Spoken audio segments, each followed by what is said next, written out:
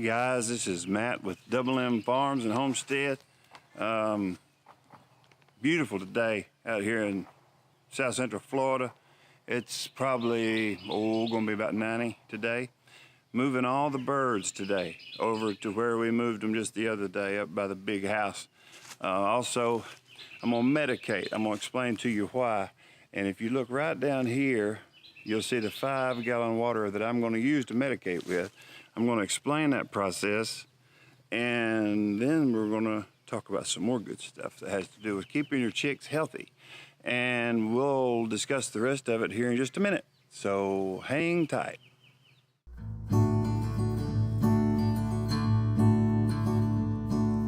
Living on the farm, living on the farm, living on the farm,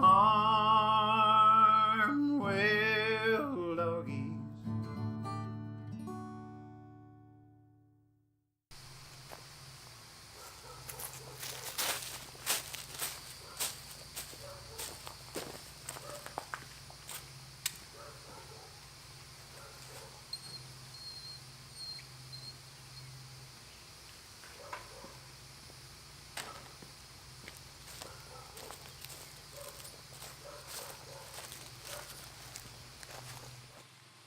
Well, now that we have the water turned on, you'll notice, I don't know if you can hear it behind me, it sounds like the water's running. It is, it's overrunning into my duck basket. And they love it there. I'm telling you, they love that splash bath. They play in it all day. And the big chickens drink from it as well. But this is a big 5-gallon water. And anytime I move chickens over here, I've got to medicate them. Because you'll see some birds that'll have fluffy feathers and you can't, and their heads kind of drooped and they look ill. So I take and put 1/2 of a milliliter of coccidia medication into the water. You get this from a veterinarian, get a script for it, and get it from any feed store. Once you put that in this water, then of course you add water. I like these waters. I've seen Justin Rhodes use these on his channel, and I really like them because they're top fill. Everybody who's ever used a bottom fill water hates them, and this is an answer to a prayer for me. I know they cost a little bit more, but boy, are they worth it. 5 gallons of fresh water, right there. And having that water handy is huge all the time. Gives the bugs something to come scratch with. The chickens love it when it gets wet. The ducks love it when it gets wet. It's not real messy, so yeah, number 3 wash tub works good for 2 ducks. I'll be right back. I don't know if you guys can hear what's going on behind me. Anybody who has chickens knows that sound. But if you listen, that clucking, them roosters over there are really encouraging that Buff Orpington hen in there to lay eggs. And they want, I tell you, that big rooster Skeets, he likes Miss Buffy. And she's wanting to lay an egg, and they normally won't leave her alone. She's already laid one today, but sometimes she does lay twice a day, which is odd, but for a buff. But anyway, when we get done with the medication, we just screw the lid on here, and we take our handy, well, it's supposed to be handy, pocket knife on these waters. Works just like the rest of them, basically. It's got a valve plug here at the bottom, a little bung hole, and you screw it on this fake screw up here, and it fills up your water. You can fill it up quicker by releasing the pressure for a minute, and then letting a little bit of water go in and just shut it off. And then like any other, it's a air gap fill. And this will be a centralized watering station for everybody. And it also ensures that everybody gets medicated once they get over here. So the plan is to move all the chicks from the brooder at the front of the homestead to the open pen in the open air in this chicken house. Because you can see the other baby chicks that I just let out this morning. I just counted them earlier. All 23 are still there and accounted for. So yeah, forage is the only way to go. And just take a little bit of medication. And I've lost 0 birds. So we're gonna be moving chickens here really short. So be right back. All right, the trick to moving these chicks quickly is the fact that they haven't eaten since yesterday around 5 o'clock in the afternoon. I gave them a little small meal, hold them through the night, keep them warm because it got a little bit cool last night. And they had their water, of course, always. But now they're hungry. They're gonna be semi-thirsty because they hadn't had really fresh water like that in a few days. So when I move that coop, they are going to come out and follow me because I've got that bucket, I hope. That's the way this is supposed to work. This could go completely wrong and I could end up with 50 chickens at the front of my house. But I think they're gonna follow me. So the way I fix my feed for the chicks, non-medicated, non-GMO, meat bird crumbles. I put in 4 scoops, and these scoops I do believe are 16-ounce scoops.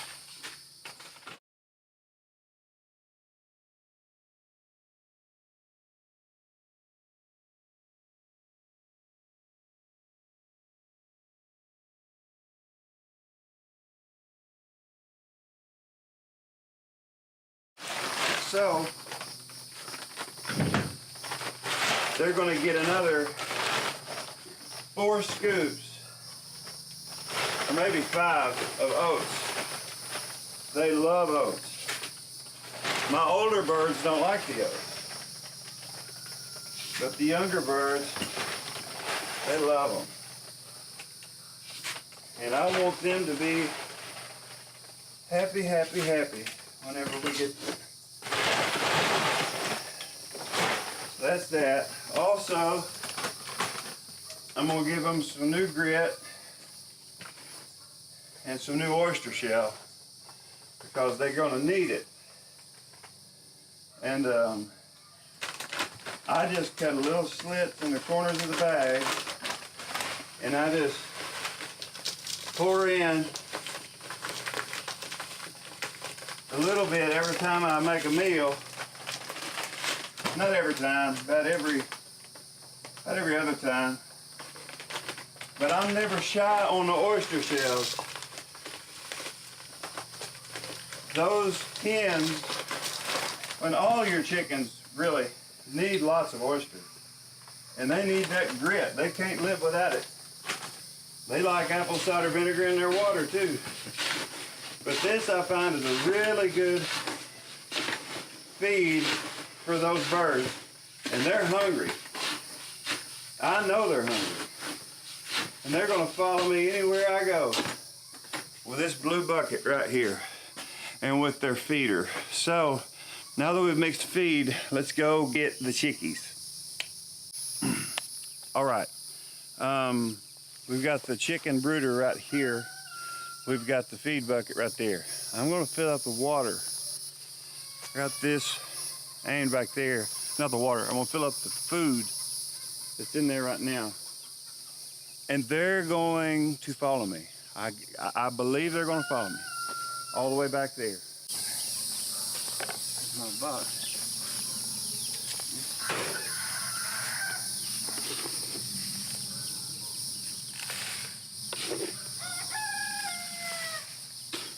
So the only thing I know to do is just go for it, huh?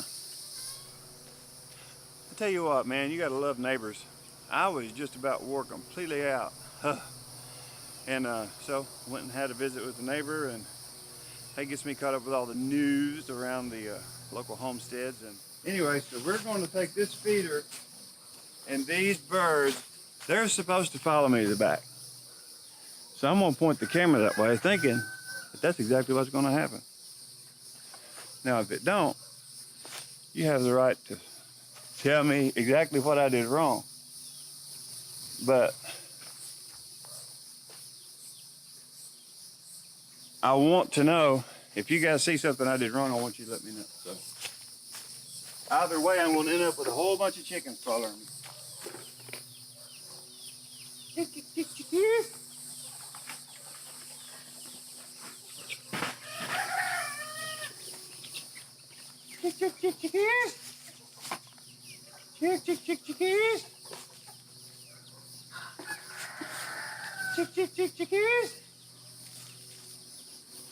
Look, food.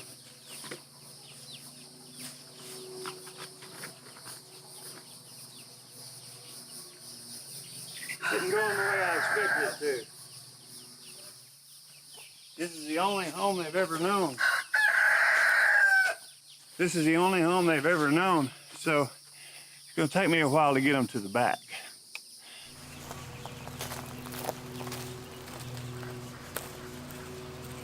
Chick, chick, chick, chickies.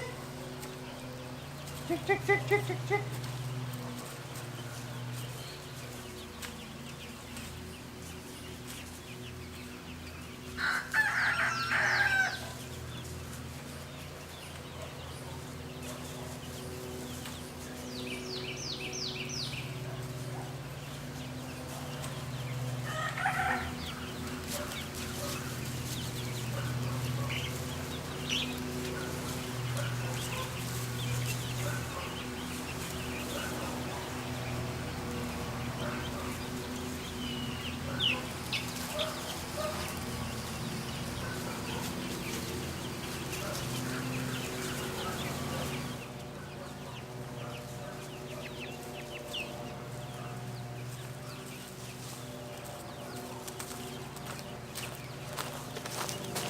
Maybe they'll play follow the leader.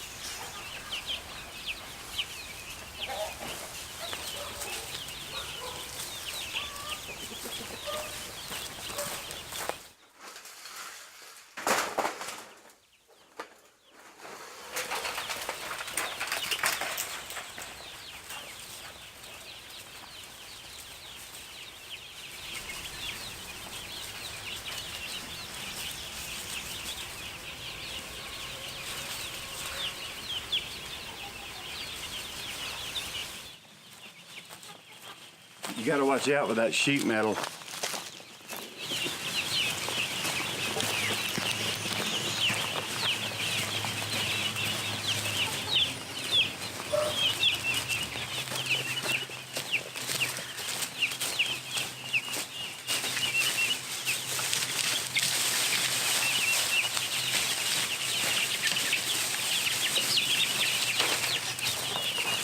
Rascals.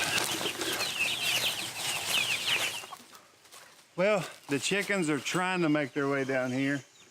Slowly but surely. I'm waiting on a rooster to get up there so that he can kind of give them some direction back here to the back of the farm. I don't think the roosters are going to go up there right now because it's kind of like their lunchtime. So I'm going to put this tractor back together right quick so it don't look all raggedy around here.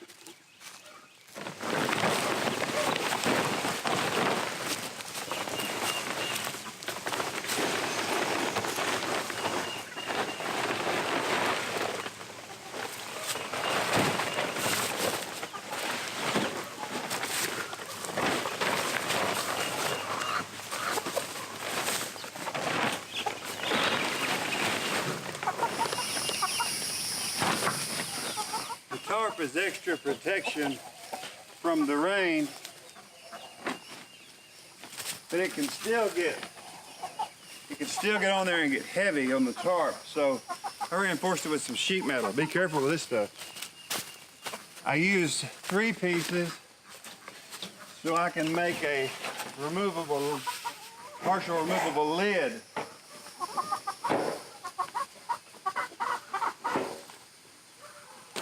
It goes right across the top like that. Because I have a feeling some of these birds are going to find their old house and try to get in it tonight. Yeah, anytime you're working with sheet metal, be careful because it is sharp. And if it slides through your fingers, it'll remove them. So yeah, and then the way I open it, I just have a 2x4, and I just roll it up, and they can hop right in. And then the 2x4 holds it down.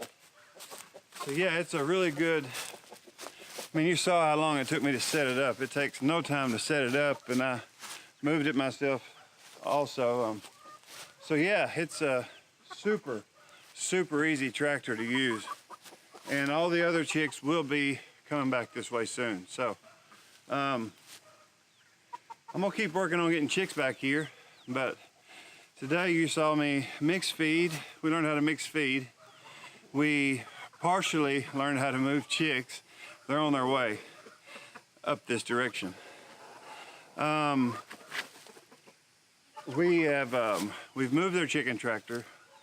I'm going to rake the soil up there a little bit and make it look nice under the orange tree, and then I'm gonna give it a little sprinkle and let some of that natural chicken fertilizer go down in there and hit those roots of that wild orange tree that we have growing here. So that's about all I got for the day. I'm pretty hot. It's about 88 degrees, and it's in the shade of these big oak trees, so it's warm. It's about as hot as it gets. And I've been moving, so it's probably not that hot. It stays pretty cool back here. We've been really blessed. So anyway, we've had a great day. You guys, please like and subscribe. That's what makes it worth doing. Being able to help other people learn more about chickens, learn more about agriculture, learn more about permaculture, learn more about ecology and how animals think and what they do and what was their purpose and how can we harness that to the best of our ability to make them healthier and make us healthier. That's what this channel is all about. And if we could do something to help you learn, great. If you can do something to help me learn, that's even better, because one person teaching me something, I can teach possibly millions. So thank you guys. And for Matt and Mrs. M at Double M Homestead, have a great day and God bless.